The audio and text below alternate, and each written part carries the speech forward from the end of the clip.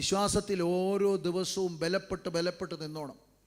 Abraham വിശ്വാസത്തിൽ ശക്തിപ്പെട്ട് ദൈവത്തിന് മഹത്വം കൊടുത്തുവെന്ന നമ്മൾ റോമാലേഖനത്തിൽ വായിക്കുന്നത്. റോമാലേഖനം 4-ാം അധ്യായം 18-ാം വാക്യം, നിന്റെ സന്തതി ഇവണ്ണം ആകുമെന്ന് അരുളി ചെയ്തിരിക്കുന്നത് പോലെ താൻ ബഹുജാതികൾക്ക് പിതാവാകുമെന്ന് അവൻ ആശയ്ക്ക് വിരോധമായി ആശയോടെ വിശ്വസിച്ചു. അവൻ ഏകദേശം 100 വയസ്സുള്ളവനാകിയാൽ തൻ്റെ ശരീരം നിർജീവമായി പോയതും സാറയുടെ ഗർഭപാത്രത്തിൻ്റെ നിർജീവത്വം ഗ്രഹിച്ചിട്ടും വിശ്വാസത്തിൽ ക്ഷീണിച്ചില്ല. ദൈവത്തിൻ്റെ വാഗ്ദത്തത്തിങ്കൽ അവിശ്വാസത്തിൽ സംശയിക്കാതെ വിശ്വാസത്തിൽ ശക്തിപ്പെട്ട് ദൈവത്തിന് മഹത്വം കൊടുത്തു.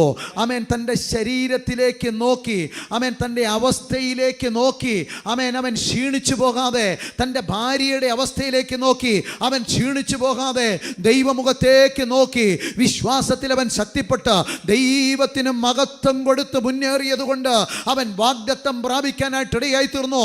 നിന്റെ അവസ്ഥകളിലേക്ക് നോക്കി നിന്നാൽ നിനക്ക് ചലിക്കാൻ പറ്റത്തില്ല. ആമേൻ. എന്താണ്?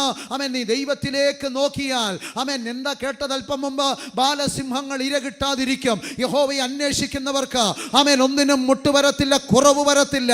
ആമേൻ. യേശുവിൻ്റെ നാമത്തിൽ ഇന്ന് പകൽ നിന്റെ വിശ്വാസം നിന്റെ അകത്ത് ഉയരട്ടെ, വളരട്ടെ. ആമേൻ. ഹല്ലേലൂയ.